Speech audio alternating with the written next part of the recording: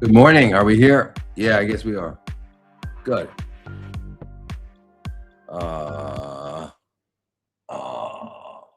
my God.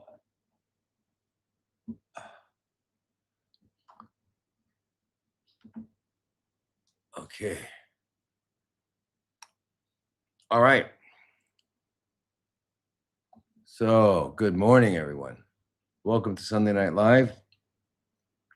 Are we on?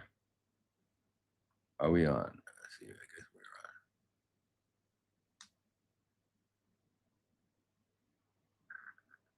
we're on. All right, we made it. Wow. My God. Here we are. Anyway, the mouse wouldn't work. There's always something that I could never have anticipated. So anyway, so here we are. Good morning. Welcome to Sunday Night Live, Monday Morning Live, live on planet Earth. And what we're gonna do. So let me just go over the format for today. Every day. I mean, every Sunday. I'm gonna answer questions for the first hour that were pre-submitted, and then I will be answering spontaneous questions for the second hour. All right, and that's it. And then from Northridge, you're welcome. We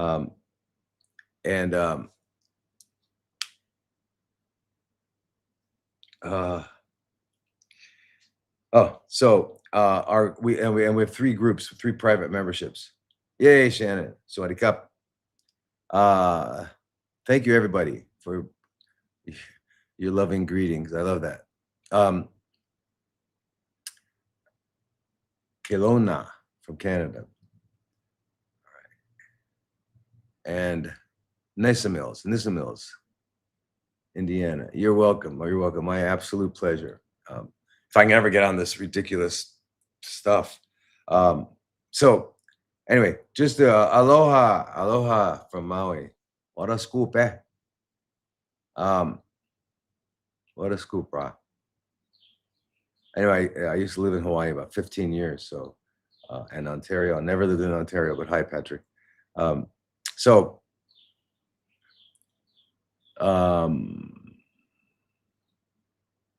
our three groups, the CFC group, which is chronically fermenting cells groups, which really is what we people misunderstand it. Thank you, everyone. Thank you, Keith. So CFCs is what people call cancers. It's not, cancer is an astrological sign. Remember that. Remember, astrological sign. Okay, so if you're going to talk astrology, use that word. All right, but if you're going to talk about anything that's going on inside of human beings, it's not going to be that. Okay, it's going to be chronically fermenting cells or chronically fermenting adaptations because it continues to adapt. It doesn't become a particular cell and then it stays that way.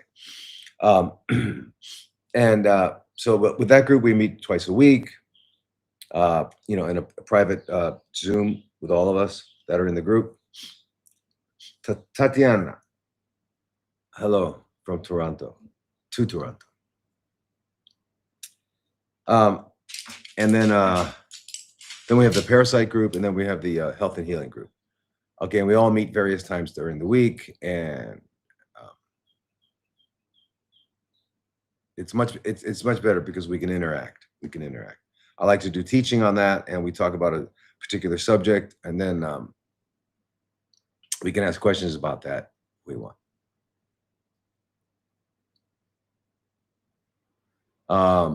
And the other thing I wanted to say is that if anyone is having a problem right now with CFCs, which people mistakenly call cancer, I'm not going to use that word again. We're done. No more. Here, cancer. That's it. We're done. Now we're going to use the real word, and we're going to stop scaring each other, and we're going to say chronically fermenting cells. CFCs is the acronym, and we all love acronyms, right? We're acronophilias. Acronomophilias. So, if anyone has that right now going on in their lives, that's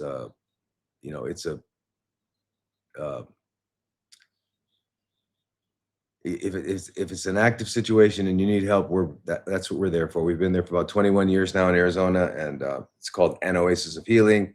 And you can just give us a call at 480-834-5414. There it is right there. Look at that. 480-834-5414.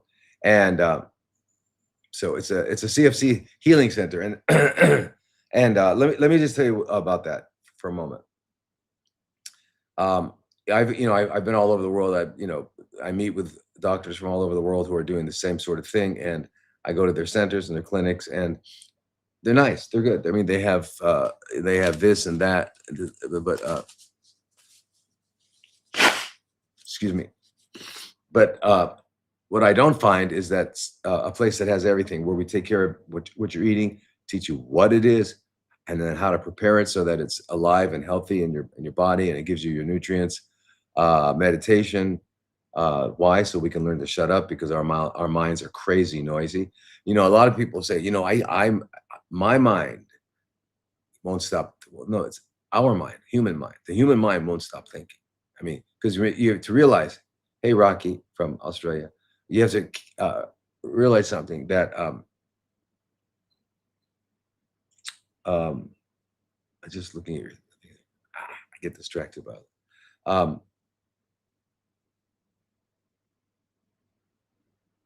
Anyway, God, I lost my thought. So,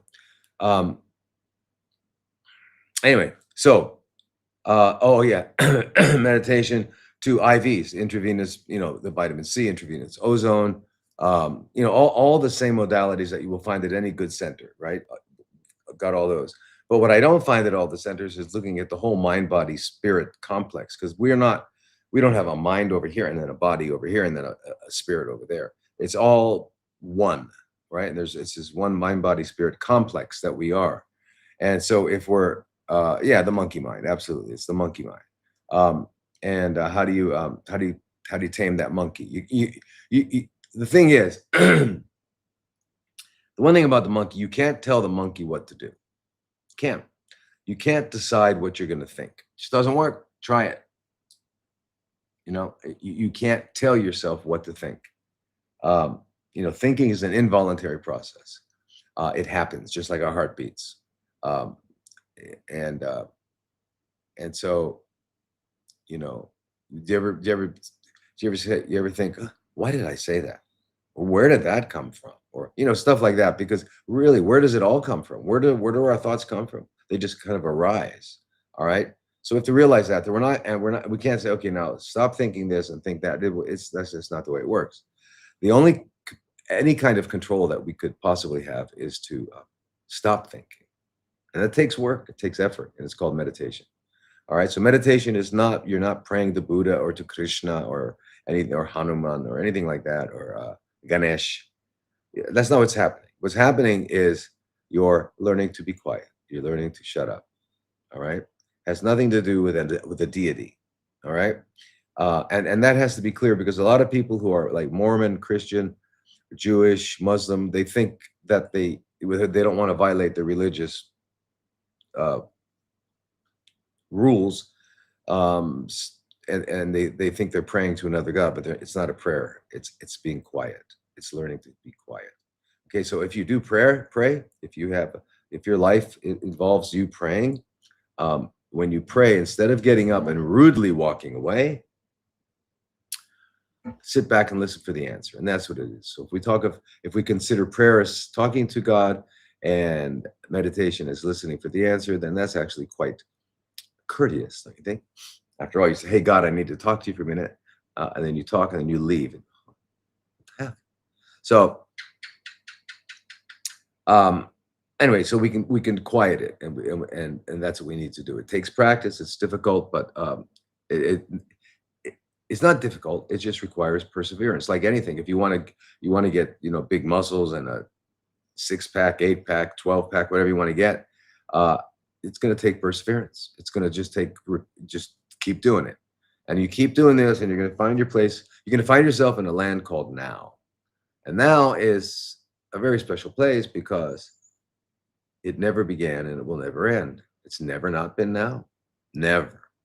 And I don't know anybody who's been tomorrow or yesterday, and certainly you haven't been to the lands of coulds or shoulds or woulds or maybes, could have been, should have beens, and if. So none of that stuff is real. The only thing that is real is right now. All right. So um,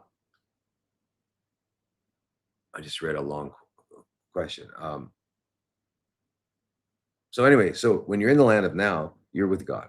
But you can't think about now, though. I want you to consider that. You can't think about now, you can only experience it. All right. Just like so in order the price of admission into the land of now is your mind. You leave it outside or you use it to pay your way in. And that's it. So we work on that. We work on movement. Movement. And we've got these. Hopefully we have 2 arms and 2 legs. Not always, but whatever appendages we have, we need to move them because moving them is kind of like starting the engine. It's the metabolic engine. It gets things moving. It gets things happening. Right, almond. See, almond. Knows. Where's almond? Uh, Now almond doesn't move a lot, and then Furby, the other cat, they don't move that much because they sleep all day, and then at nighttime they're pretty tired from sleeping all day, so they go to sleep. It's amazing, and then they eat. Fortunately, unlike dogs, cats know where the litter box is, so I like that. Anyway, uh, so that's what our program does. We do it all, and the IVs and all that, and then we have a psychologist that helps you work through your feelings about all this. So anyway, it's a comprehensive center, and that's what's needed because when you're dealing with CFCs, it's a comprehensive assault on the body. It's not actually, I used the wrong word. Forget that. erase that. Didn't happen. Let's edit. Go back. It's a comprehensive restructuring of our metabolism. Okay. And it requires, a comprehensive approach. All right. So anyway, that's what we do. And we give a lot of teaching because our idea there is that, all right, we're going to help you get rid of this or resolve this and get back to a normal, healthy physiology. But we want you to stay that way. We don't want you to come back. I mean, if you're sick, of course, come back. But I mean, our goal is that you don't ever need another doctor again. Yeah, persevere, Red Man. You just persevere. So that's our goal. That you don't never need another doctor again the rest of your life, and you won't because you're no doctor knows you better than you. Nobody knows you better than you. You live inside of you, right? And if you want to evaluate yourself, what test should I get? Your test is to just sit back, close your eyes, and consider how you feel at every part of your body. Become familiar with your body. Be familiar with how it feels in your heart's breathing. Heart's beating. Notice when you're breathing, are you breathing with your chest or are you breathing with your abdomen? Because with your abdomen, that's the most efficient way of getting oxygen in. How does your belly feel? How do your arms feel? Get to know that so that when something is like, and that's one thing that happens with meditation while you're sitting there before you get to that place you're looking for, you're in your body and you feel it. So the more you come to know your body, the more you'll be able to rely on your feelings of things are not just, I don't feel right over there. I don't feel right. And you should know, you'll come to know. So that's the thing. The thing is we want to introduce you to yourself. And so Holland, yay. Swaddy Kop. Anyway, that's what we do at Oasis. And by the way, if anybody can find another center somewhere that does it all, please let me know because I have so many people I would love to refer because I've got, all over the world. If there's one in Spain, if there's one, now I found something very close in India, very close to what we do in India, except it's limited in the IV interventions. But it uses homeopathy. So.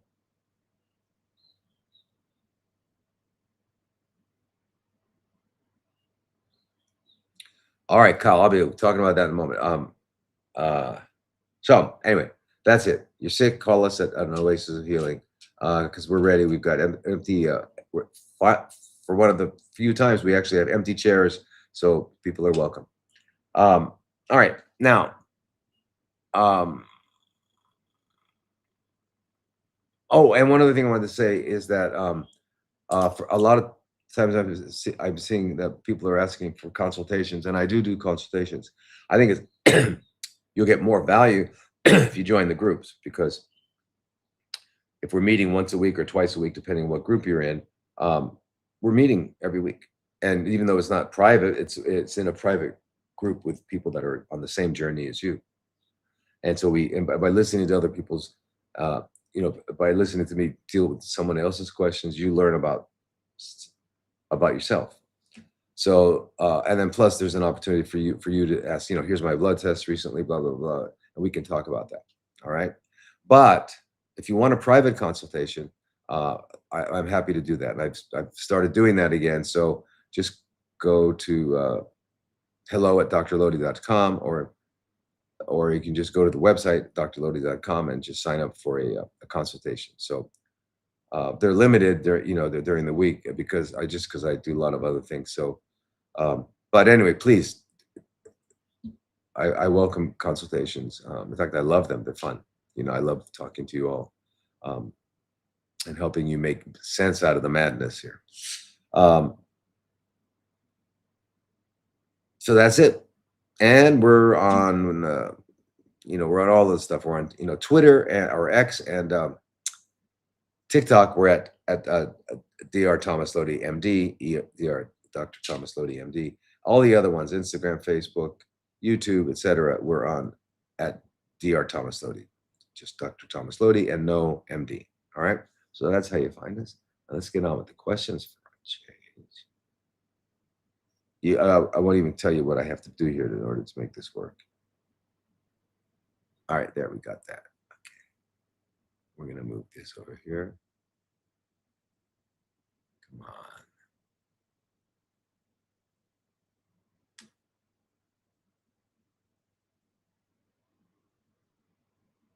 All right, here we go. Oh, and like, follow, share this live, and subscribe to our channel. You don't have to, but I think it'd be a good idea. Wait, if I have that, how can I see it?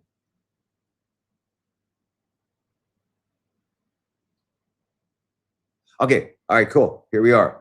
So let's get into the questions. And by the way, these live streams are they go immediately onto social medias. They're posted, archived there. All right. First question is from Bill. Lung CFCs. I am so new to all this. I have no idea how to begin, except my wife is still in treatment for her. Wow. For her nightmarish treatment of endometrial CFCs. In an incidental finding on recent July 30th CT of the chest scan for dissecting aneurysm, 1.7 to 1.6 centimeter mass, highly suspicious for malignancy, was revealed.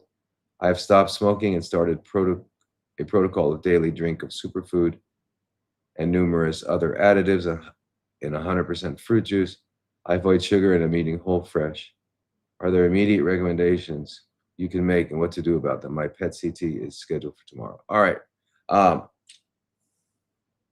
Okay. So Bill Evans. You know, you're not the piano player, right? Bill Evans. Nah. Anybody ever hear Bill Evans, the piano player? Jazz?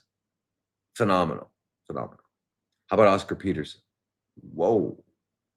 Oscar Peterson. Mind blowing. Anyway, so Bill, right away, you got to join the CFC group.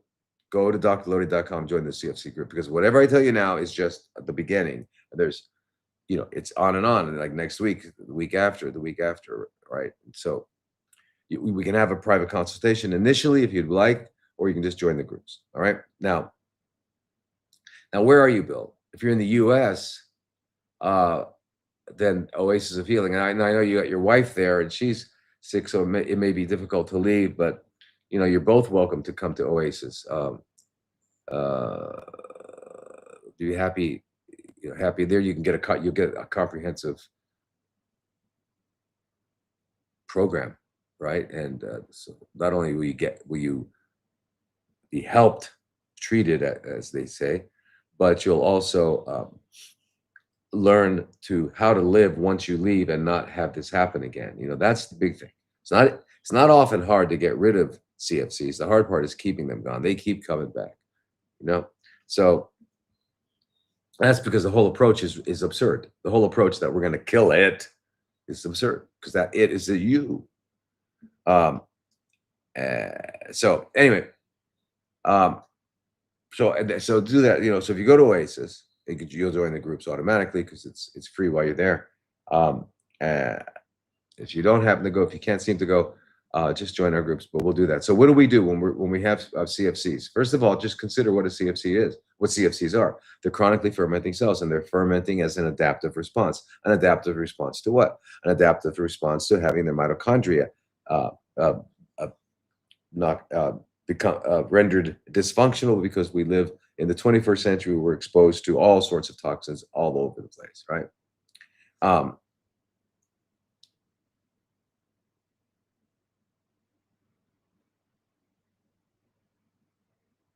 Right.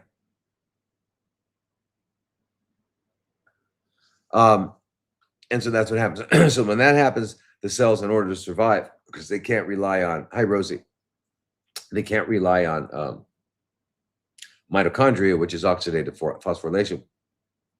So they ferment, which is the fail-safe. What do I think about peptide therapy? We'll talk about that. These are good questions.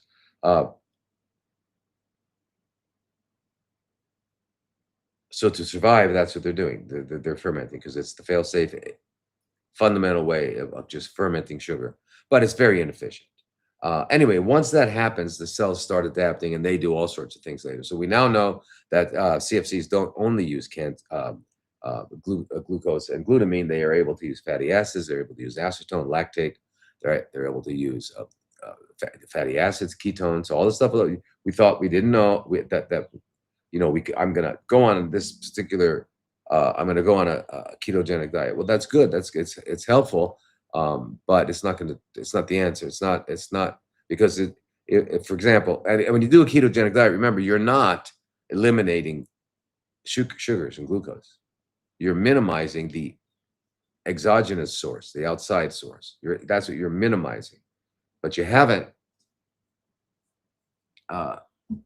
eliminated them. Here we go. Let's take that. Great book. Great book. Great book. Great book. Great.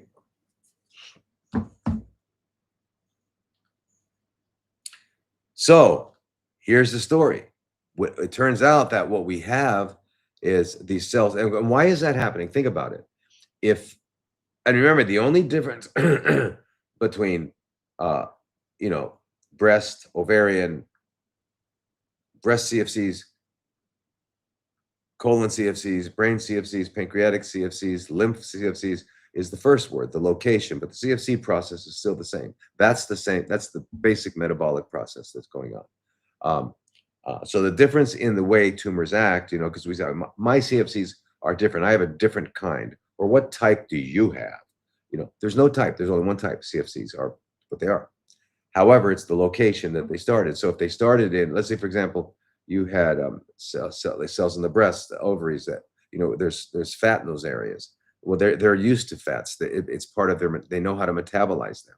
So they take that equipment with them. They take that ability with them, right? So at first, what gets them in the door is you knock out mitochondria, and it has to go through fermentation. But then it's able to, hey there, first live, beautiful.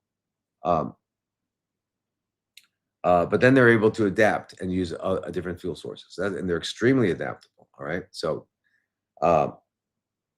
we can't underestimate that. So anyway, but how did those mitochondria get knocked out, Bill? They got knocked out because of the poison, those toxins we're being inundated with. So it's what we eat, what we drink, what we breathe. It's in the air. It's in the clothing. It's it's all over the place because we have decided that. Thanks God for this beautiful, wonderful planet. But we're going to build a city because I don't really like the way you set up forests and jungles and pastures and all that stuff. I mean, they're nice to look at, but I don't want to live there. So we've got these houses and these apartment complexes and, cars and, honking and light, yeah. So we've decided to live in completely unnatural settings. And we wonder why we're getting sick. Why did I get sick? Why? Because you're an organism in the biosphere, and you're abandoning your connection with the biosphere, right? How many people take their shoes off and walk on the earth, on grass, on sand, on just beautiful, wonderful tilled soil, Not many people do because you got to wear shoes, right? Can you imagine showing up to work without shoes? Don't even go in you won't last 5 minutes. That's pretty crazy, right? Now here, one of the beautiful things I do, you do, right? Fantastic, Maria. Where I live, I don't ever have to wear shoes. I do. I mean, if I get in the car and go somewhere. But I walk across the street to the ocean. Certainly don't wear them at my house. I don't have to wear long pants either. I can wear short pants all year round. Yeah, it's pretty casually comfortable. No, you don't have to put on a show for anyone. Anyway, I digress. So the first thing you do is get rid of the toxins as best you can. You start with your head, and you go to a certified biological dentist. You take care of your oral because your mouth, by the way, in case anyone is has been diluted by Rocky and the gang, the mouth has never left the body. It's still in the body, right? It's still there. And the mouth happens to be pretty central to life because probably about 40% of our breathing is through the mouth, right? Because we're talking or whatever. Um, we eat, we drink, and we speak. We communicate. And our mouth is also, we kiss, we whisper, we shout. You know, it's so to ignore that when evaluating someone is insane. But that's what that's what the medical profession does. So in medical school, in your second year of medical school, you first start to learn to do a physical exam. All right. So we learn to do the physical exam. Where do we start with? The head. So we do what's called an HEENT, head, ears, eyes, nose, and throat. Notice something there? What did we skip? We skipped O, the mouth, the oral cavity. It should be an HEENOT. Right? No, we don't do that. I mean, we look in there and we just, look at the tongue and back at the throat because, now we're getting out of the mouth and but we ignore it. We ignore it when there are exact, just like there's circuits in your house, right? One circuit takes care of the bedroom light, bathroom light, and kitchen light.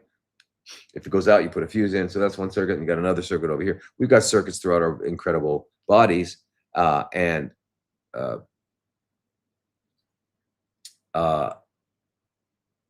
they're all connected through our teeth.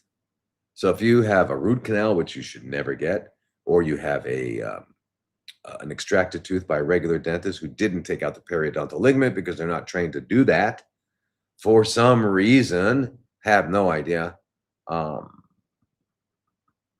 So what happens is that leaves a passageway for the microorganisms. They get in, they set up camp in your jaw, and all the organs on that circuit, that meridian, are in trouble. So have to do this. And then you do a thorough juice cleanse. You maybe 6 weeks, 8 weeks. All right. I wouldn't start with a water fast unless you're nutritionally sound and to the degree that you do. You have to have reserves to do a water fast. All right. When you're doing a juice cleanse, you don't have to. You're getting all the nutrients you need except for fat and fiber. All right. Yeah, the periodontal ligament. The periodontal ligament for this question here.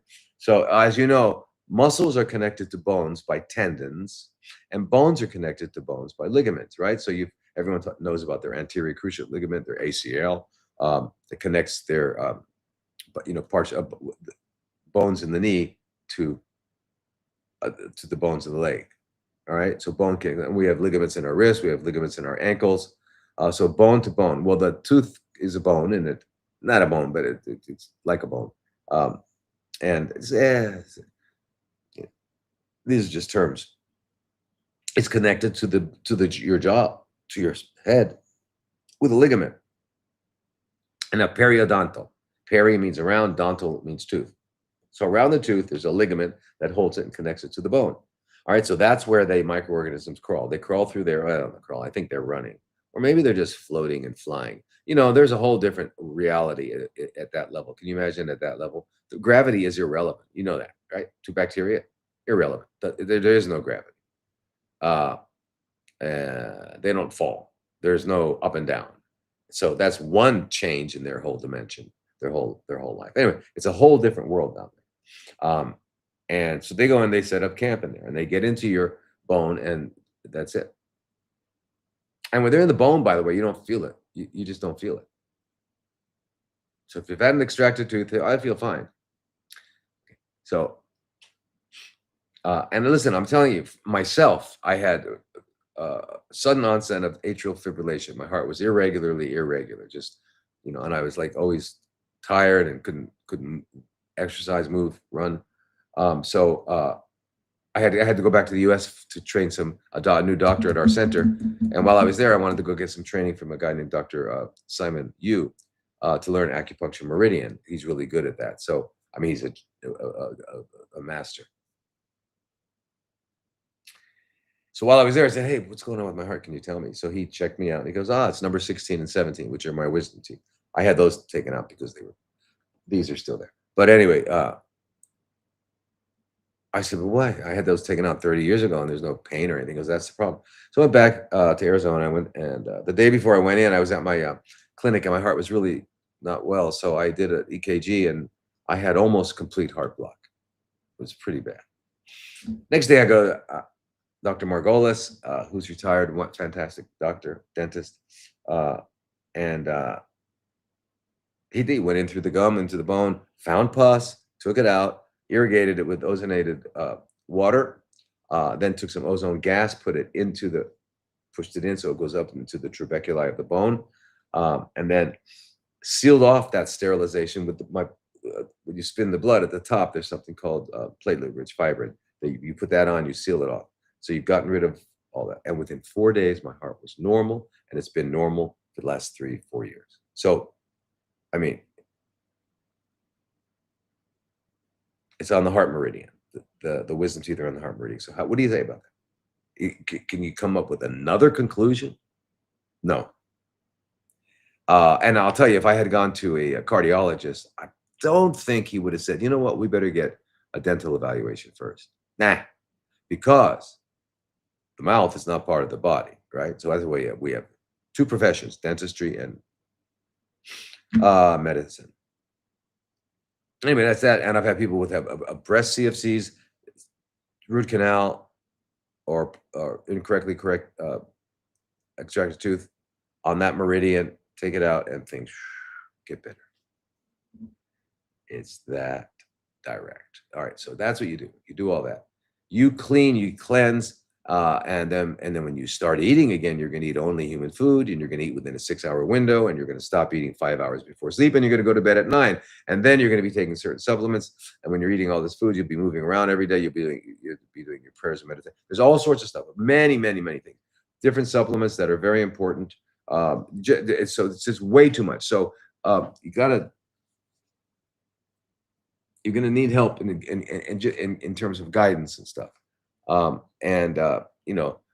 really safe bet for you is just to call an Oasis of Healing and get over there. If for any reason you can't go,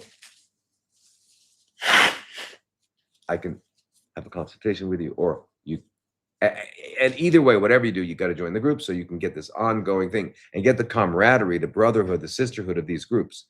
I mean, we're all friends, we're family. It's an amazing. These groups are amazing. It's not me; it's the groups. So, my gosh, there must be some way out of here," said the Joker to the thief. "There's too much confusion. I can't get no relief. Businessmen, they drink my wine. Plowmen dig my earth." You all know Bob Dylan, I hope. Well, I don't know. If you're a certain age, you might not know. Anyway,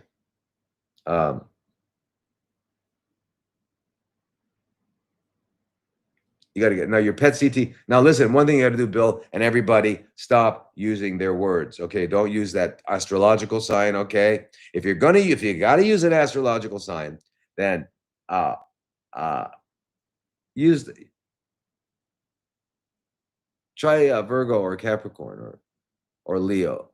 I've got this large Leo, or I got this really big Capricorn over here, or Gemini. You could say Gemini. That means you have 2 of them. Oh my gosh. So anyway, don't use astrological. Use a real word, and don't use any words that support it, like prognosis, like treatment, like staging. By the way, you're going to get a PET CT. You know why they're going to do a PET CT? First of all, they want to know the activity level, right? The CT is going to show you what's there, the anatomy, the dimensions, and all that, and the PET part of the imaging process shows the activity, how quickly it's burning glucose. So now, but if you have if you have a cell that's adapted to glutamine, then you'd have to do a glutamine PET scan. And now that we know that they can use any fuel at all, we're saying, well, I don't know, do it. Anyway, So, but that's going to show you the activity. That's what it's going to do. And which is going, and it's also going to allow them to give you a stage. And you don't want to hear the word stage. You don't want to do that. The thing is, you already know you got something going on. You don't need to get down to something because it's not going to change anything. It's not going to change what you have to do. It's not going to change. And it's suspicious for malignancy. Okay, let it be suspicious, but just consider it. Look, my body's out of balance. If this thing is happening because it's out of balance, it's adapting. I've got to restore balance. That's it. That's it. There's nothing else. There's not a thing else. There's not a thing else. The goal is health, right? Okay. How do we become healthy? How do we get health? How do we get it? Can we buy it? Is there a bottle that's called health that I can do an IV and I'm healthy? No. Okay. So can I negotiate it? Can I demand it? Can I plead for it? No. I can only earn it. That's all. And how do I earn it? How does one get healthy? By living healthy. Oh my God, what a revelation. And actually, even though it's common sense, and it's obvious when you hear it, we forget that. We think, and then what the Rocky and the gang has us believing is that, look, you're not well, you got this thing happening, so we're going to poison you and you're going to get better. How did we come up with that? Now, so how do we restore balance? There's the question there from Cami Fisk. How do we restore balance? Okay, well, we do this. We realize that we have a hormone system called the endocrine system. We got to bring that into balance, and most of us are out of balance, depending on our, so if your age, if you're a woman, you're in menopause, or a man in andropause, now your hormones production has changed, and you've got deficits. If you're premenopausal, pre-andropausal, but you live on planet Earth, you're getting exposed to hormone disruptors in plastic. When you take that little receipt that, out of the same, that little curly, the reason it's kind of curling is because it has BPA on it. And there's BPA everywhere. You get a can of food. Please don't eat out of cans. But if you had a can of food, the can is lined with BPA. Plastics bottles are only for putting gasoline in the car. And even that's not good because you're going to get plastic buildup. All right, so now, what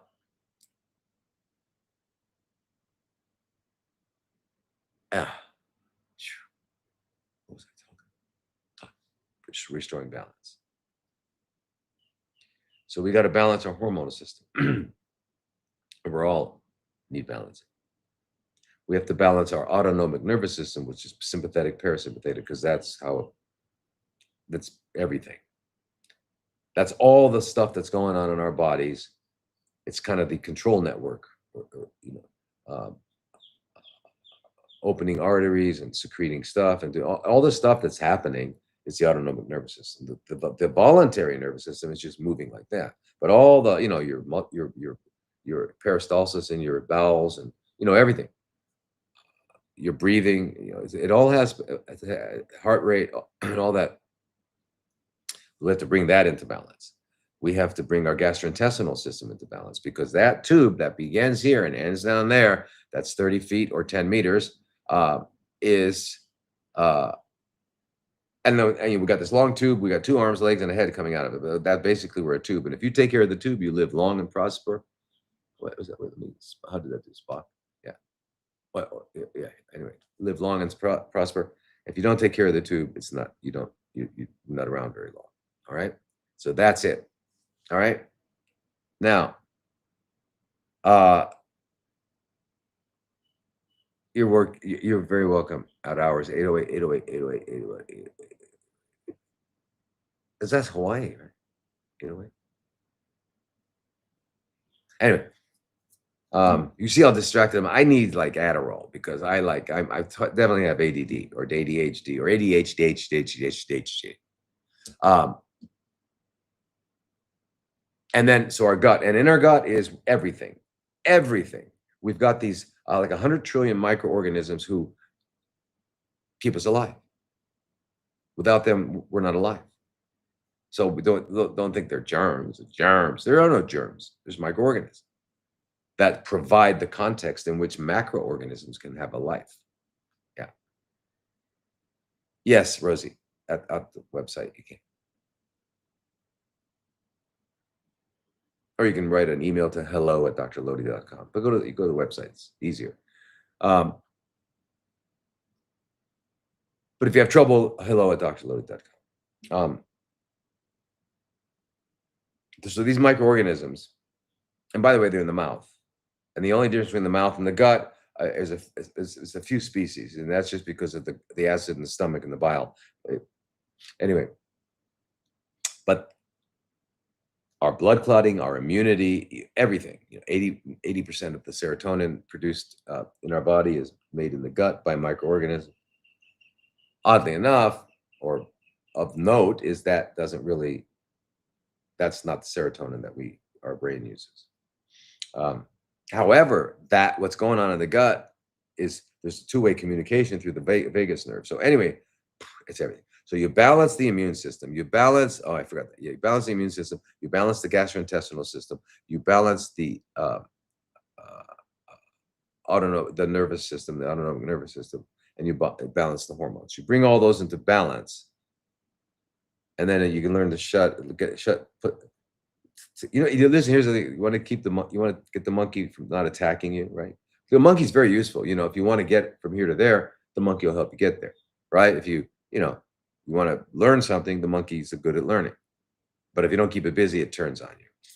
So what do? You tell the monkey, build a pole over there, and then go up and down that pole until I need you.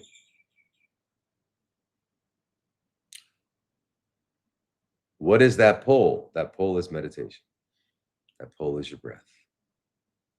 Get that monkey on the pole. Put the monkey on the pole. All right. Because when you're not engaged in something where you need to use your mind, like you're driving or, I don't know, you're listening to music or you're not doing something, your mind should be quiet, gentle, just peace.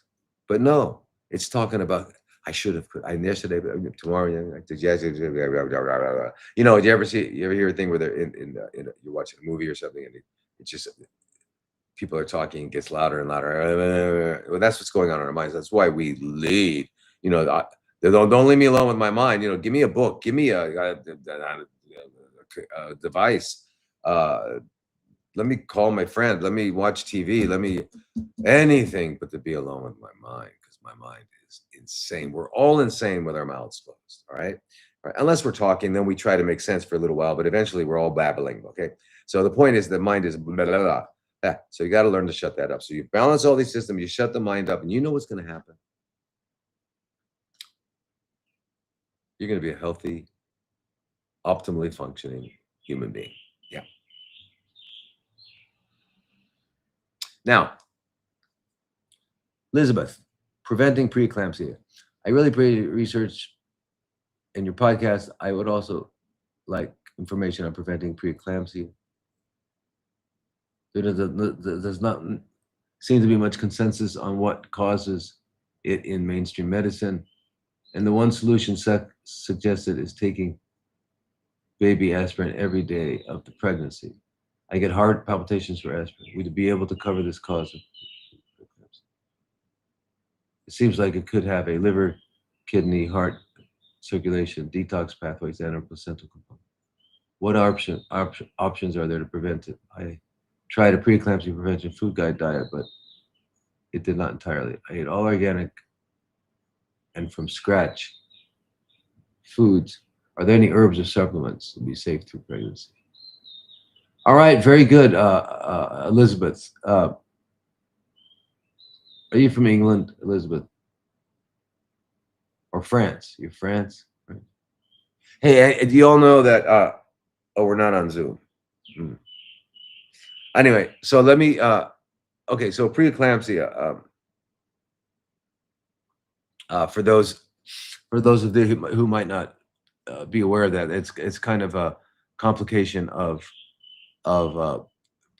in pregnancy where a woman, the mother is, during labor and all that, she gets, or even before sometimes, but uh, extremely high blood pressure. And I mean, it can be fatal. It could be it's a very dangerous, potentially dangerous thing. So the, what do you call it? So anyway, so what's happening there? So Elizabeth, let's think about this. What is happening is that the body is out of balance and is trying to adapt. So keep that in mind. Let's never lose sight of that. Let's never think we have a thing that is separate from us. Okay, our body is out of balance and it's not maintaining a healthy homeostasis, right? And so it can start. The preeclampsia can actually start like once you get to 20 weeks of pregnancy, and then you can have that all throughout your pregnancy, and then your labor is really, it's a horrible thing. All right. So usually so anyway, the things are high blood pressure. You get headaches. Your kidneys start not working that well, and you start spilling protein into your urine, and you can wind up with edema. Anasarca. Anasarca is a condition where the whole body has got edema. It's very different than the edema you get from like heart failure, which means that it's usually what they call dependent edema. It's in the lower extremities, whereas anasarca is all over. And one of the reasons, most likely cause of that in preeclampsia is the loss, because you're losing protein, which is going to be albumin, and so you lose what's called the oncotic pressure in your blood, and your blood just seeps into your tissues, right? So anyway, so the cause, mainstream medicine doesn't know what the cause is because they don't really look for it. Mainstream medicine looks for opportunities to use drugs. They're not looking for the reason. And that's the problem with the diagnosis. Once you get a diagnosis, they stop looking. We're done. We're done. Now we're going to treat it. Right? So they get a diagnosis. Now they named it. So they're done. Okay, they're done. Anyway, let's just look at what's happening in preeclampsia. That's what's happening. So it's a complete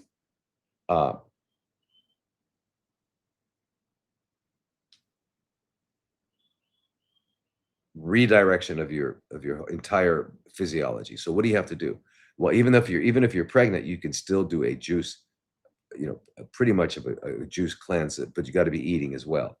So that's not really a juice cleanse, but drink lots of fresh green juices: kale, spinach, celery, cucumber, lemon and apple. You can change apple to something else, whatever you want, and make it taste delicious. Make it so it's delicious.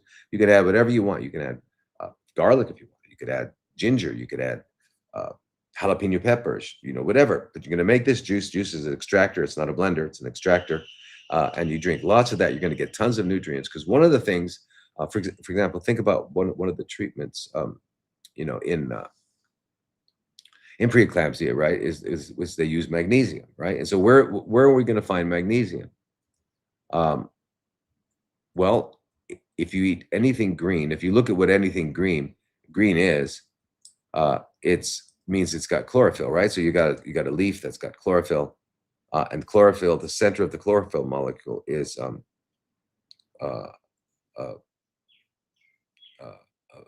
magnesium.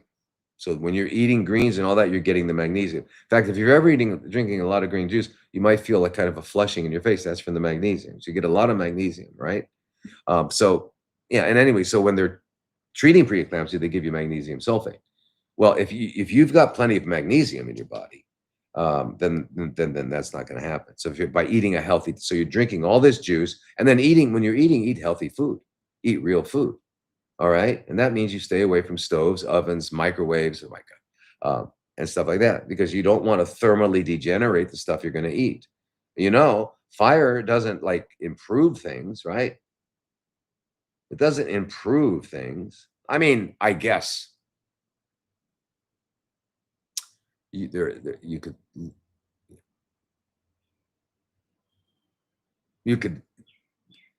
burn away the bush to do something. I guess there's some uh, utility in that, but it makes you warm. Okay, yeah, it's got utility. It's got utility. Okay, but I mean, not with food. You don't put your finger in fire, I'm pretty sure. You don't put your clothing in fire, I'm pretty sure. And I'm positive you don't put your money in fire. And the reason I'm sure is because those are things you value, and you know that fire is going to destroy them. So I don't know where we got the bright idea to put the products that God via nature gave us the nutrients to stay alive to put it in the fire. How do we come up with an idea? I think we came up with that idea when we migrated out of that place from which we arose, which is the tropical, subtropical parts of the earth. That's where we arose, whether you're looking at it as from a Professor Leakey anthropology, or you're looking at it from the Garden of Eden. Either way, it was a tropical. When we left there and we found ourselves in different latitudes where it was colder and there wasn't all this fruit and plants and stuff around, we started to eat corpses, animal corpses. I don't think there was a period where we were eating live animals. Yeah, but who knows? I doubt it. So we read, and then eating a corpse is, no matter how macho you are, is pretty disgusting. So let's like fry this corpse, man, or let's broil this corpse, or let's stir fry it, something. I think that's where it all came from. Because if you're eating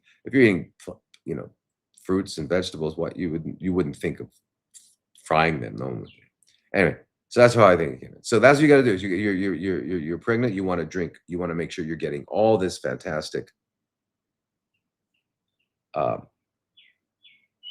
nutrients, and you'll be getting. Remember, in 1 liter of water of juice, you're getting more nourishment than the average person gets in 3 months. So you're drinking a ton of that. You're keeping your bowels clean. You can use enemas. You're going to bed early. You're doing all that, right? You're moving around all day, moving around, engaging muscles. Like every 90 minutes, get up and do 10 minutes of as vigorous as you can. You know what I mean. Bicycle, do some jumping jacks, whatever. Sit to stand. You're sitting down. Sit, stand, sit, stand, sit. How many sit to stands can you do in 20 seconds? So keep moving, keep your muscles engaged. Eat within a 6-hour window, but except I want you to drink a lot of juice. Just flood your body with healthy minerals and stuff like that, and go to sleep early at that. Don't eat processed foods. Don't eat all that. Avoid EMF as much as possible, and you won't get preeclampsia. You can't. If you did everything I said, you can't get it because there's no it. It's a process that develops in the body because the body's not having its biological needs met. This is it. All right. And yeah. All right. So, and of course, remember when your doctor tells you to do something or recommends something, it's not because they thought about it. It's because it's on the algorithm. So in your case with preeclampsia, we're talking about pregnancy, it would be the American College of Obstetrics and Gynecology. The American College of Obstetrics and Gynecology produces algorithms, which are the rules. This is what you do. If you're an obstetrician, you do this, or a gynecologist, you do this. And if you don't do it, we're not going to like you too much. And your colleagues are going to, you're going to be, yeah. So they do that. And how about if you have CFCs? Well, the American College, it's the American Society of Clinical Oncology, ASCO. American College of Surgeons, American College of Pediatric. It means there's all these professional organizations that develop algorithms, and the doctors, you better do it. You better do it, dude. Okay. Now, I'm sorry I ran over the hour for pre-submitted questions. So let's go. How do you make an appointment?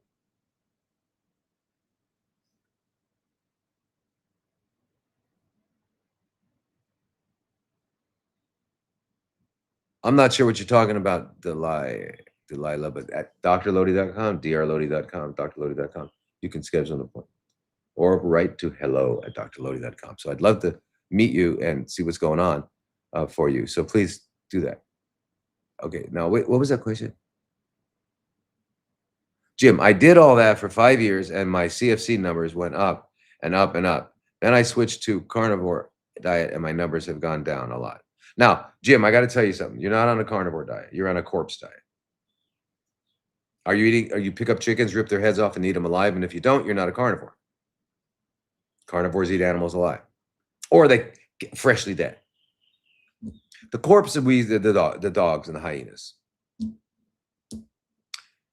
So what does that tell us, Jim? You didn't do all that. You were not eating the way I suggested. It's impossible. Because if you were, you wouldn't have had too many carbohydrates. And what happens with what you're calling what happens with the corpse diet is that you're not getting any carbs.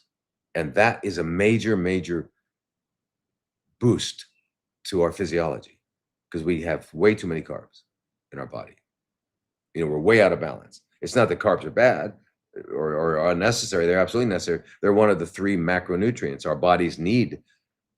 Protein, which is amino acids, fats, and carbohydrates. Those are the macronutrients. And we need the micronutrients, which include, minerals and vitamins and stuff like that. We need all that. So we can't say the carbs are bad. It's just that we do them in excess. And when we do them in excess, it changes our whole metabolic processes. All right. So that's that. Now you go on an animal corpse diet. And by the way, also you could think about it too. The lion or the real carnivore is going to eat the organs, going to eat the liver, the kidneys, the ovaries, the pancreas, the thymus gland. You can eat it all and get that undigested plant that's in the animal's gut. Why do I say undigested plant in the animal's gut? Because carnivores eat vegetarian animals, right? Lions don't eat dogs or hyenas. I mean, if there's famine, yeah, but they don't. They'll eat the zebra, they eat the horse, they'll eat the wildebeest, they'll eat the animal that is a vegan because they're not stupid. Better quality flesh. But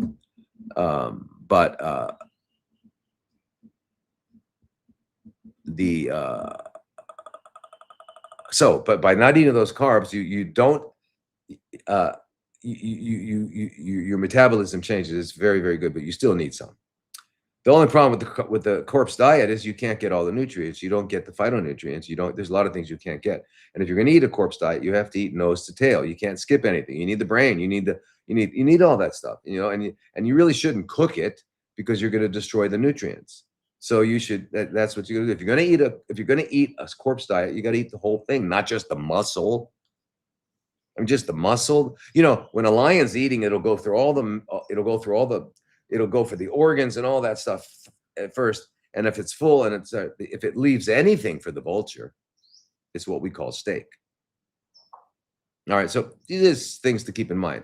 So I'm glad that happened for you. That's really wonderful. But when we think of our CFCs not going away or coming back or anything like that, there's only one of 2 things, or there's usually both. 2 things are happening. Number one, we have not eliminated all the toxins that initiate the process. So we keep producing it. Because remember, if you don't stop producing this stuff, it doesn't keep happening, then no matter how good you are, whatever program you have to eliminate it, it'll be back. So we got to stop doing that. That's one thing big part of what we do at an Oasis. I'm going to use the word cancer. Sorry. Because before I realized the power of these words, I used to use that. And so you can also go stopmakingcancer.com, and that takes you to our website, stopmakingcancer.com. One long word. And that's because that's kind of the premise, that's what we do. And that's exactly what you're talking about, Jim. So that's great. How are we going to stop that? So anyway, so we haven't got the toxicity. So we got to go look back we got to maybe take another visit to the biological dentist. Right? Did you do that? We got to take care of that. Do a good thorough cleanse, colon, movement, go to sleep at 9 o'clock, stop eating 5 hours before sleep, uncooked food. Yeah.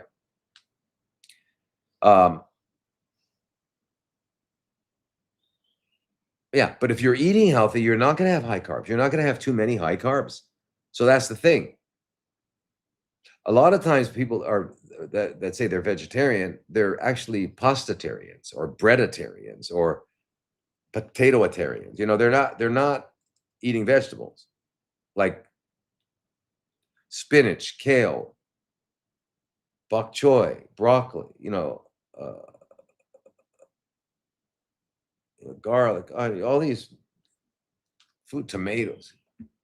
That's it. So that's what it is. Um, so that's it. But I have no doubt that things got better because you lowered your carb, you changed the metabolism. But um, you know, you gotta make sure that all the toxins are gone, and then you got to start eating foods that give you all the nutrients. You just simply can't get all the nutrients from corpses. Just can't. Um, and but anyway, um, sweet potato-tarian. There we go.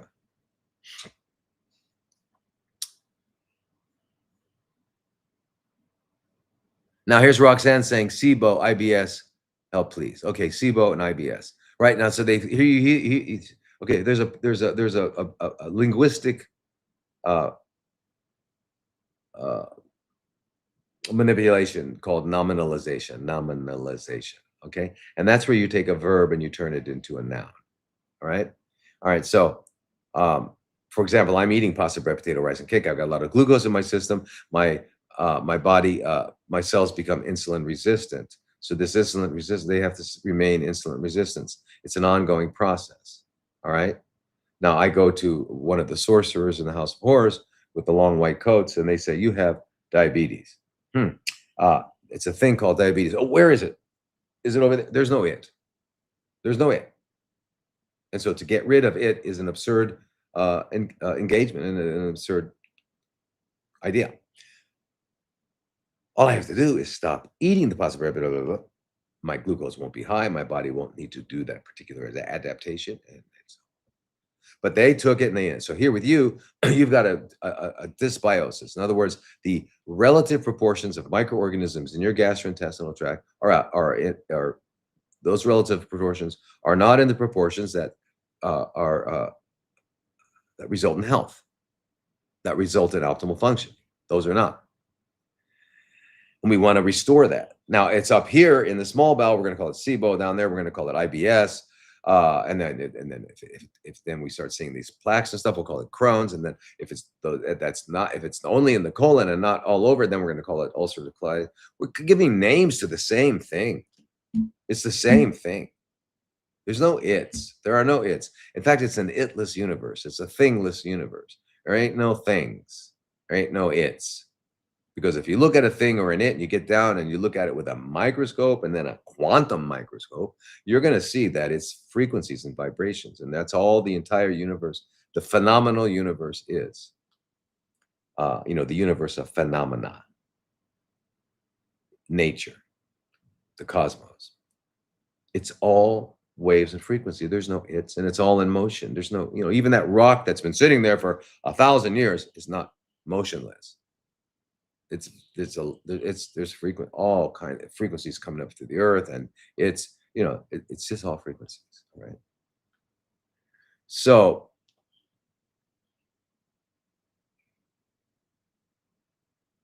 where were we?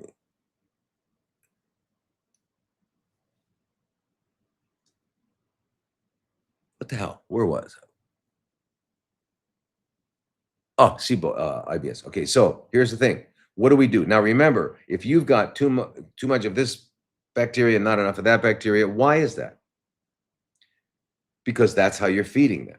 If you have ants in your house, it's because they found food. You can spray black flag, ant troll, you can do all that stuff, and they're going to keep coming back. You take away the food and they're gone. It's the food. Any organism of any size, anywhere in the biosphere is there because it's eating. And what are the microorganisms in our gut eating? They're eating the same stuff that we're eating. And they also like us too. They like parts of our body. But other than that, they're eating it. So what I eat is what they eat. And who am I going to feed these guys in preference to those guys? No. So I have to change. That's it. So the answer to all these to dysbiosis, forget the dysbiosis just mean your biome, your biosis, your microorganisms, the mass of microorganisms. There's a relative, we have Bacteroides, we have Firmicutes, we have these different, and there's a relative proportion in our bodies that are uh, make us healthy, that are support our health, that are required for health.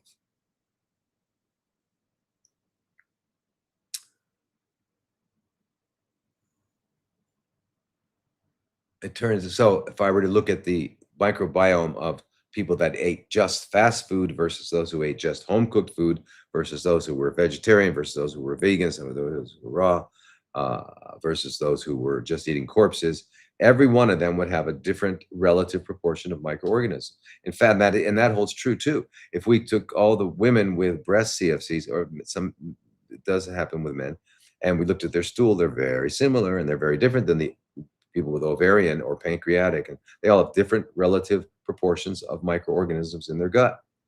And so now what do we want to do? What are the microorganisms that would what food would that we could eat that would restore absolute perfect microbiome? And that, unfortunately, if I know you don't want to hear it, so Jim, close your ears.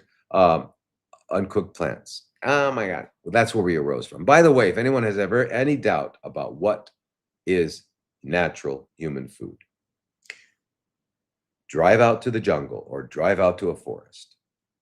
Get out of your car, take all your clothes off, put them in the car, and take a deep walk into the jungle. And you tell me what's for dinner that night. What are you going to do with the equipment you were given by God, by nature? Now, dogs, they got jaws. They don't have cheeks to get in the way. Lions, elephant, anteater, they're totally fine. How about us? We were only given these measly old little hands. It's hard to like unlive, I'm gonna use that stupid, an animal. All right, we're not really, I mean, we can choke lizards and frogs, but yeah, other than that, what else could we do? Yeah. And then what? There's no fire around. What are you gonna do? That's why. So just understand what is our natural. And if you're in the jungle there, and you're left with what you were born with. A dog did, a bear. They don't have any equipment. They're eating fine. The birds. No, there's no equipment. What? God messed up with us, or nature messed up with us? No. We were born in a habitat, and that habitat only required picking and plucking and planting and strumming and caressing. That's what that's. Anyway, I know you don't want to hear that, but I don't know what else to say except the truth. So if you do this, so what I would suggest, Roxanne, is you do a good, long, thorough juice cleanse. All right. And get some colon hydrotherapy.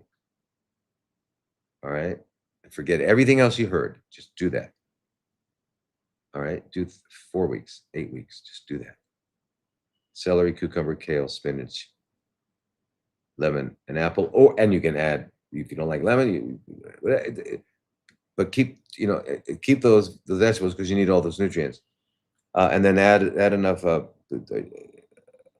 apple or whatever you like to make it delicious. It's got to be delicious. Got to be delicious. And you drink 3, 4 quarts a day, can you? Whatever, 2, whatever. Just drink that. And then when you resume eating, just try this. Okay, you don't have to do the rest of your life. Just try this, because if you've had enough suffering, you're willing to try something. Try this, because it'll work. There's no way that it wouldn't work. So what do? You're going to go on YouTube, you're going to go on, whatever else, and you're going to look for raw recipes. Do you know they have raw vegan lasagna, which is unbelievably delicious? Fettuccine, anyway, it's all delicious food. you'll have it's wonderful food. Just learn it, just get on there and learn how to do it and eat salads and stuff like that. And tell them to come up with another acronym because IBS and SIBO just don't cover it. All right. I'm telling you, that's just the truth. That's just the truth. You don't have a thing in you called. All right. Now, I am talking way too much. What's opinion on cooking chickpeas? Okay, here's the thing. Legumes. Now, no one's going to eat 100% raw. No one. I mean, very few. There are a few. I mean, Fred Vichy, what, 56 years, 57 years now? Paul Stallone, what, 40 years? I don't know. Donna Perón, 40 years. I mean, there's another lady who was on our group who's 47 years. She's up in Canada. So, yeah, but very rare. So most of us are going to just do, so 80-20.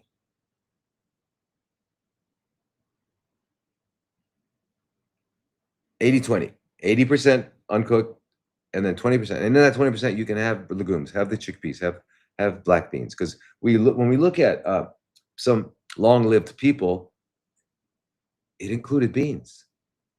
It's really weird in a lot of cultures, right? And including including when we look at Japanese and Okinawas, because they're eating natto, which is a soybean. But anyway, there's a lot of value in that. Now you can sprout these things. You can sprout chickpeas and actually make a raw hummus that is almost indistinguishable from the cooked hummus. So you can do a lot of good things with it. But yeah, it's okay. You'd need to, yeah, because you're not gonna eat them raw. So anyway, yeah. So that's that.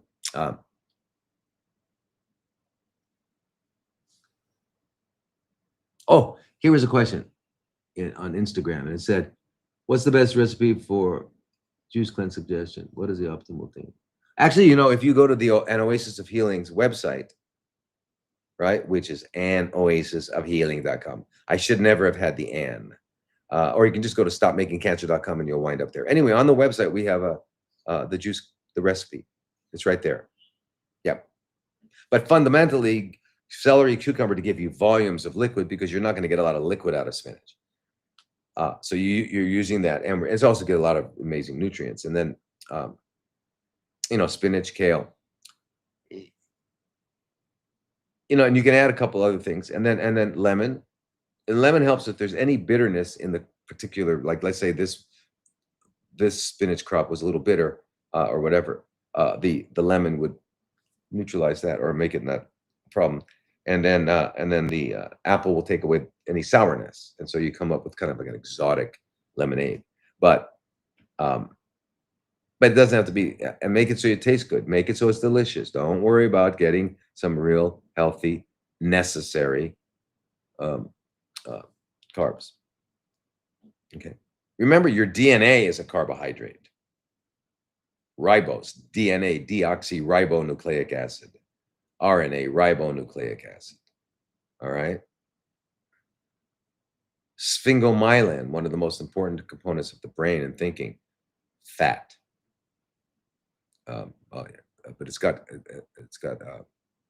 yeah, fat. Okay. But and then on the receptors on our cells, right, that allow our cells to function, a lot of them are what they call glycoproteins. That's carbohydrate connected to a protein. And there is, I mean, so oh, but glucose, that bad boy glucose, right? Really bad. Glucose is really bad. No, it's absolutely necessary. And if you don't believe me, ask God. Nature. I know I have to use nature because some people don't know, haven't really thought about it enough, and they think that there's just that appearances are everything. Well, I can't see the spirit, so there ain't no spirit. Or you can't see love. How do you know about that? You can't see music. Give me a break. Anyway, I won't get into that. Uh, anyway,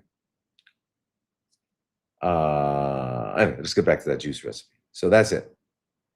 And drink as much as you can. Make it delicious, because if it's not delicious, if you're drinking it because you have to drink it, that feeling of deprivation will directly suppress your immune function. So you won't get the true benefit you could have gotten out of it. So if it doesn't taste good, it's not good for you. The opposite's not not true. But that means you just got to make it taste good without getting imbalanced. And you don't have to get imbalanced. Some people like savory, some people like sweet. So if you like savory, put some jalapeno in it. Make your juice kind of like an exotic virgin Bloody Mary. There are all kinds of stuff you can do, but you got to get enough of those greens to be well nourished to do it for an extended period of time. And you're going to see what happens. It's unbelievable. Unbelievable. And it's unbelievable until you do it, and then you say, now you know it. So there's no belief in there, right? Because you only believe things that you don't know or that are not true. It's just like an opinion.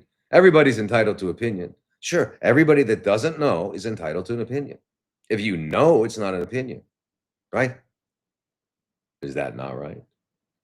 So let's say 2 plus 2 is 4. Is that an opinion?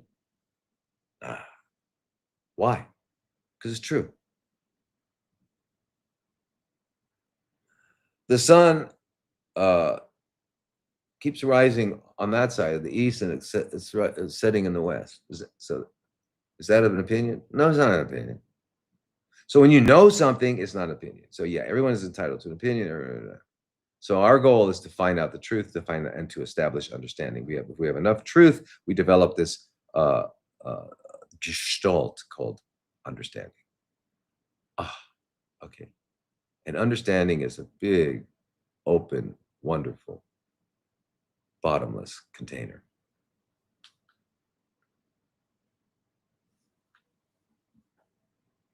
Any more Instagram questions? No, wait, there's an Instagram. Can you refer a dentist SLC? I need to go real. What happened? I need to go real bad. Just jumped in. I had no idea what you're talking about, by the way. Okay, so SLC, I'm not sure it's SLC. Okay, so let me tell you about that dentist. Thank you. I'm glad I grabbed this question here on Instagram. There's an organization called IAOMT, International Association of Oral and Medical Toxicology. But don't at IAOMT.org or .net. You go there and you're going to find it's an organization that trains dentists. You can't go to a regular dentist, and make sure that they're certified by this organization. They're not just members, because you can become a member. Any dentist can become a member, but they need to be trained and certified by them, right? Then you go, and they'll take care of you, because otherwise, they make sure that you have biocompatible materials. So, for example, there's like 2,000, I don't know, maybe more, dental materials. So they do a blood test, they send it off to a lab, and they find out, are any of those materials incompatible? Like, are you going to have a problem with them? Because there might be one that everybody uses and has no problem, but for you it's a problem. So let's not put it in your mouth, because we don't want to cause inflammation and all that. So they use biocompatible materials. They don't use any metals. They restore, they clean, they save teeth. They look at your cranial bones, your breathing, your tongue placement, all that stuff. They look at your bite, but they use ozone. They use other natural methods, non-toxic methods. Anyway, they'll take out all properly. And if you need an implant, it'll be a zirconium implant, ceramic. It's not a metal, so it's not going to.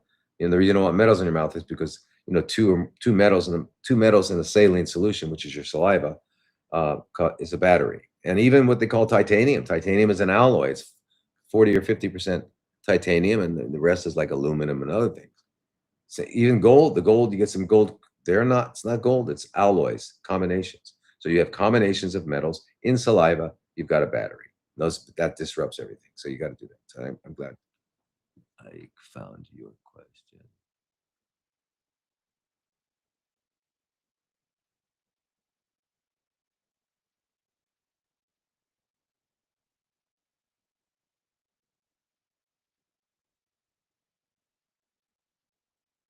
Well, Delilah, if you want at my office, you mean in Arizona, it's 480-834-5414.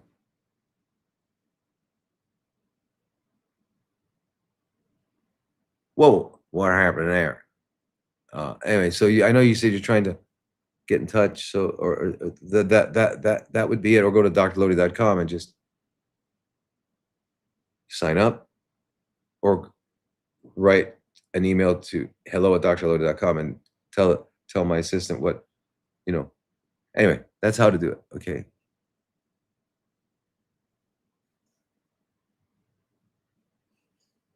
I washed everything in vinegar twice. It's time consuming, but it's the only way I feel safe not cooking.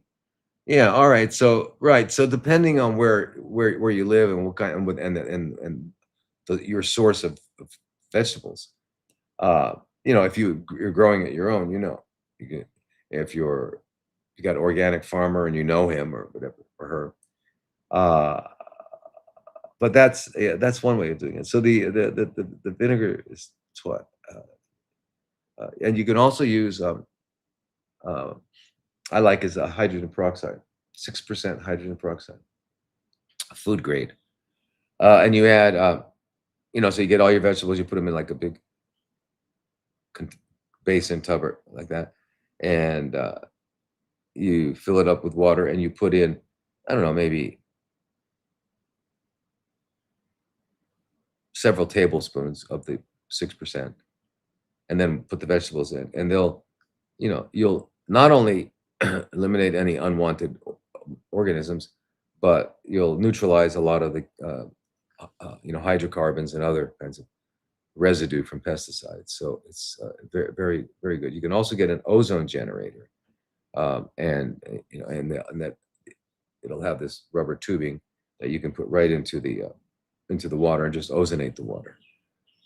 So, hold on. So you're worried about the chance of parasites in fruits and vegetables. Well, here's the thing.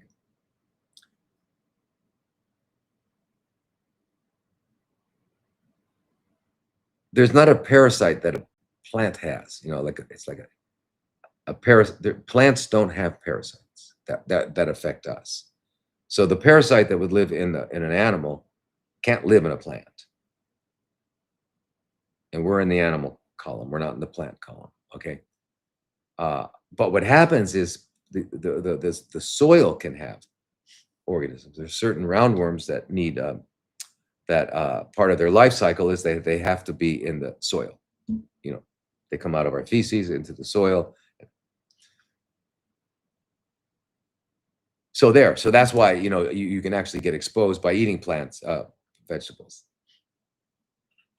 Fruit, not so much, because it's up in trees. It's down in the soil. Um, yeah.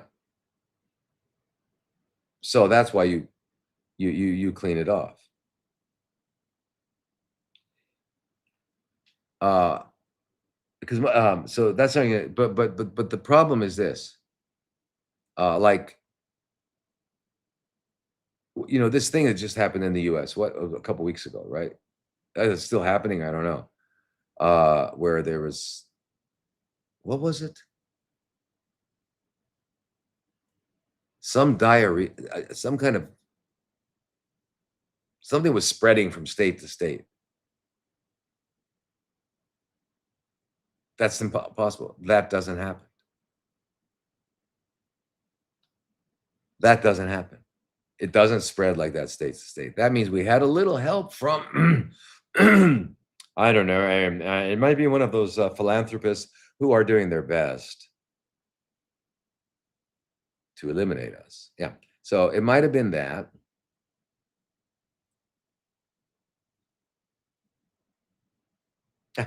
No other choice. Anyway, that's not how it happens. And they always say, "Oh, there's E. coli on the lettuce." All right, where does E. coli come from? Do plants have E. coli? No. E. coli kind of come from colons. So if there's E. coli on your plant, where did it come from? Well, we find it a lot in uh, uh, you know, uh, farms and stuff that are downstream from animal torture houses. Where they torture animals. I don't know what they call feed lots or whatever it is. Feed lots. My God, can you imagine being a member of a feed lot? Ooh. Anyway, so don't worry about that with the fruit and vegetables. I mean, wash them off, of course. If you're really concerned, you can use the hydroxy. And if you're living in a country where you can be sure that they're spraying and all kinds of stuff, then you got to do it.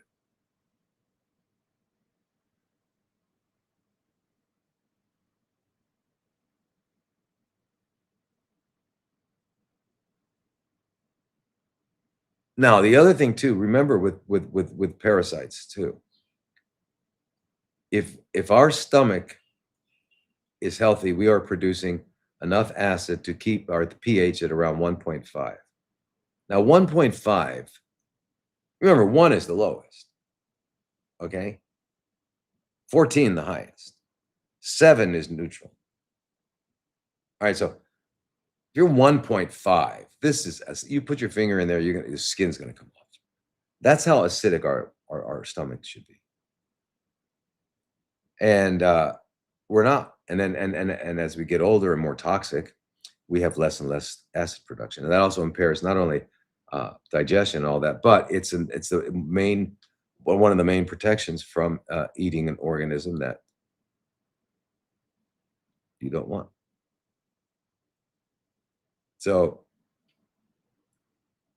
the other thing is, remember, we have an immune system, an incredible, better than Starfleet, better than the Klingons and Starfleet, all of them put together, better. So you got to just wake it up, keep it alive, keep it healthy, that immune system, all the things we're talking about. So if we, if parasites are a problem, yeah, then we got to get stronger and stronger and healthier, and then take whatever we need to take to eliminate them, and then avoid eating them. So with the washing is good.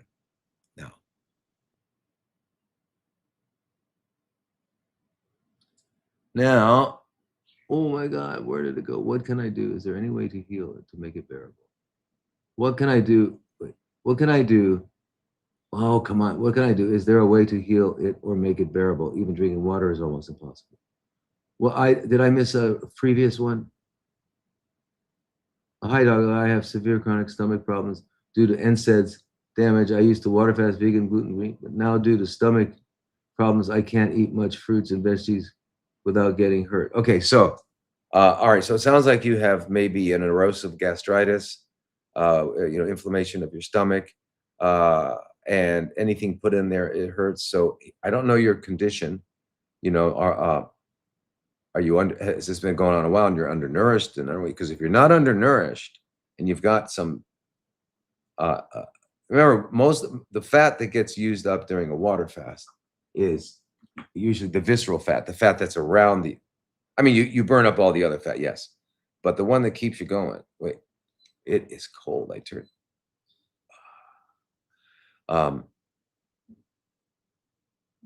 So what like if you enter a water fast and you lose you start losing your peripheral fat, you're gonna then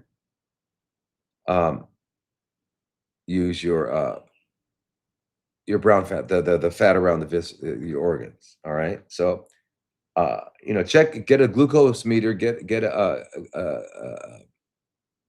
ketone meter. By the way, just get my book, Therapeutic Fasting, a Clinical Manual for Metabolic Renewal and Reset.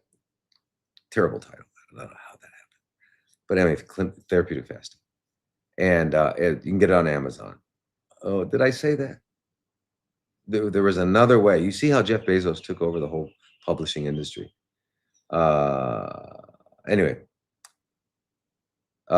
in there, it's everything. It tells you how to prepare for it and all that. Water fast, obviously, because you can't, if you can't eat, you can't eat. It's like, I got a sprained ankle, I can't step on it, then don't step on it, keep it elevated, So that's the thing. Don't eat, let it heal. And it will heal. It will heal. That's what it does. You cut your finger, it heals. You cut a tree, it heals. This is biology. This is an aspect of biology. Regeneration, rejuvenation, procreation. Regenerate, rejuvenate, procreate, regenerate, rejuvenate, procreate, regenerate, rejuvenate, procreate. That's the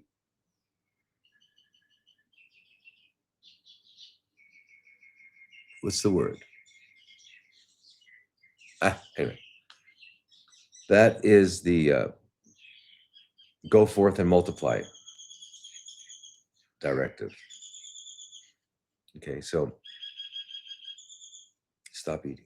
If you can, I don't know, you might be too thin, undernourished, not able to do it, then that's a whole different story. Then what I would suggest is like the least, the food that requires the least digestive work are melons.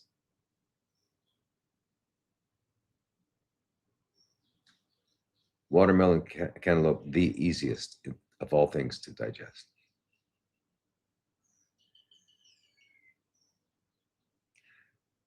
Yeah. Right. And you do that, and then that will allow healing. And then you can get some blended soups, some raw blended soups.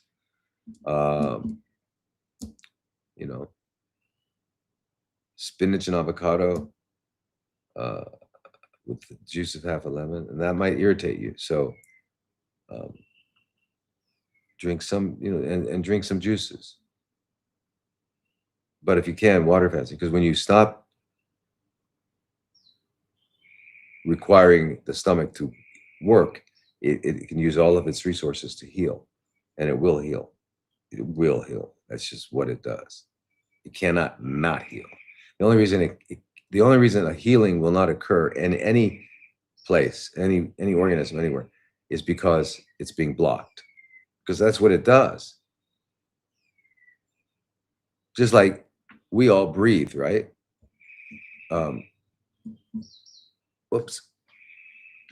Whoop. What happened? We lost Almond. You messed up I can't see what happened. Almond, what did you do? Almond.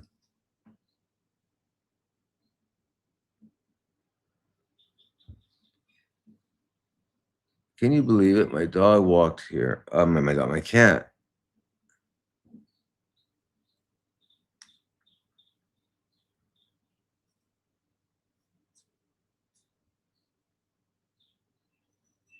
How the heck?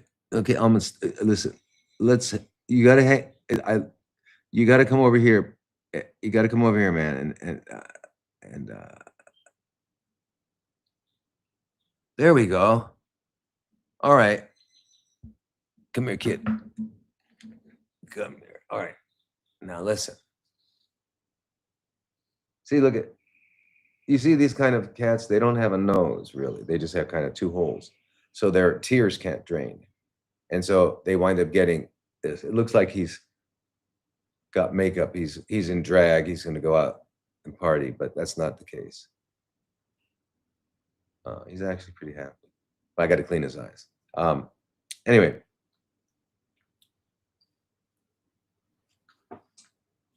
Okay, I mentioned necklaces. So anyway, I hope I helped you with that. So the person who can't eat or having that extreme, it sounds like an extreme diffuse erosive gastritis, or at least contact me. Join the health and healing group. Contact me. Make an appointment. Let's work on this, because your condition is not, I can't just give you like one paragraph of words and then we need to have an ongoing thing happening here. All right, so let's do that. So please, because your situation is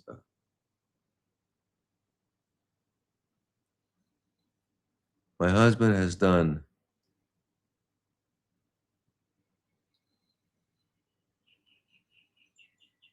WHKME, Wakame, food plant-based, 12.5-day water days, biological dentistry, has been labeled as having nodular predominant lymphatic Hodgkin's lymphoma, 30 gray over 15 sessions, and an excisional biopsy in his neck.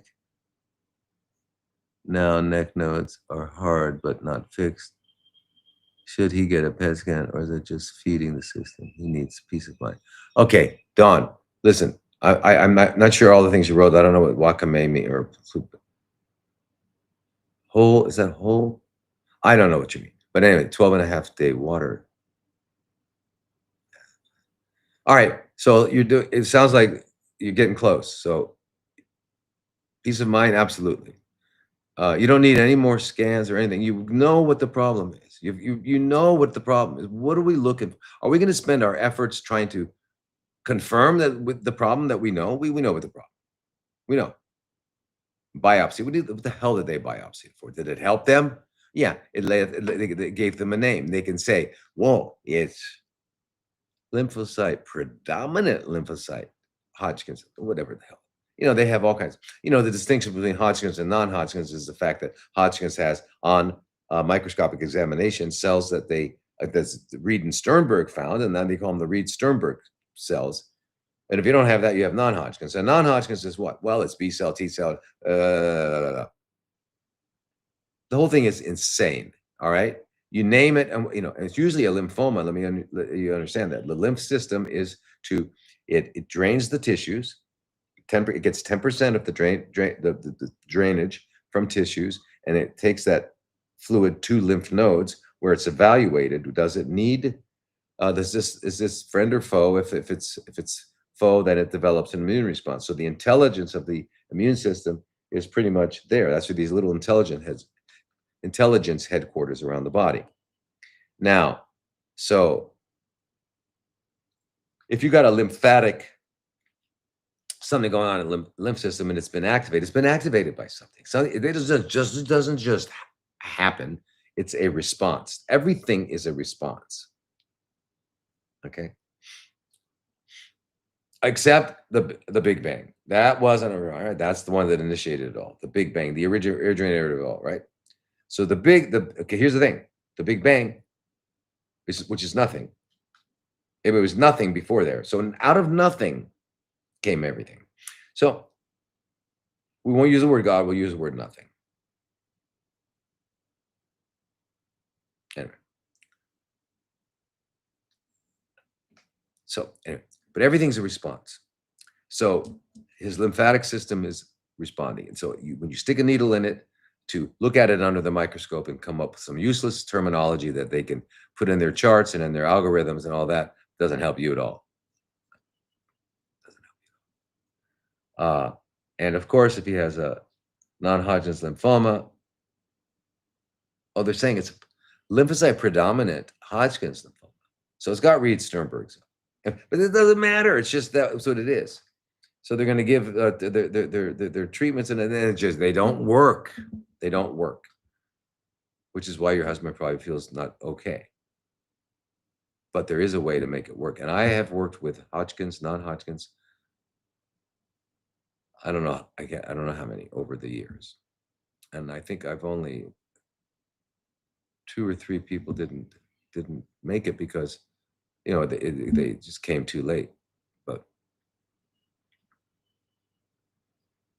you got to do. Your husband's got to do a thorough, long juice cleanse.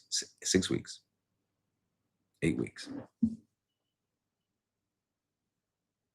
Colon hydrotherapy. Biological dentistry. If you did, you got to go to biological. I don't know if you did. Did you do that? Did you say you did that? Yeah, you did biological dentistry. Okay. I hope you went to the right person, and because if you had an extraction and they say, well, it's okay. Well, is it? Are you sure? How do you know? Because all extractions that are done incorrectly leave that periodontal ligament. Anyway, if that was done good, and I hope it was, then got to do the cleanse, all that. Now, the other thing we didn't talk about is the immune system. We got to wake up the immune system. And by waking up the immune system is a lot of 40 or over, definitely have to get some thymosin alpha 1, which is a peptide. Okay, like 2 milligrams a day for as long as you can afford, 3 weeks, 2 weeks, and then you can go down to 3 to 4 times a week. And then you also have to balance your thyroid and your adrenals because they both are managers of the immune system. And then you got to take a ton of melatonin because our pineal glands have been systematically and purposely destroyed by philanthropy. We, ladies and gentlemen, are the targets of philanthropy. Yep. What a do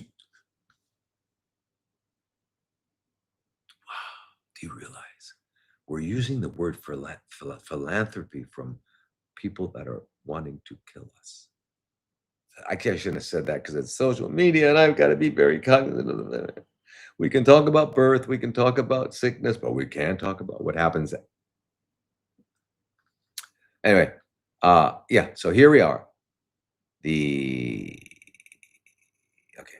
So anyway, got to get your husband. You got to do all these cleansing stuff. Listen, this is the time to call Oasis in Arizona, and Oasis of Healing, and Oasis of Healing in Arizona.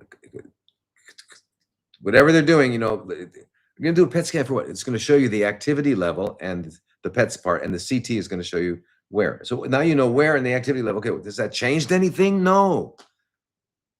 No. You want to be working on healing. All right. So all of this cleansing is very, very essential. You got to get your nutrients up. You got to get enough vitamin C, liposomal sodium ascorbate, 2 grams 4 times a day. Liposomal sodium ascorbate, 2 grams 4 times a day. Okay, do that. The vitamin D, all these things too, very, very important. You got to join. First of all, join the group, and then and or call Oasis of Healing, because then because you're. I don't want your husband to be one of their victims, and he doesn't have to be. So of course it's hard. It's hard when you stick when you stick a needle in something, and it causes dissemination. It's ridiculous. It's tragic, cruel, and it shouldn't happen. They should not happen. There's never a need for it. I got a large mass in my breast. You're gonna biopsy it because what? What? You don't know what it is? What else? Give me the other possibilities.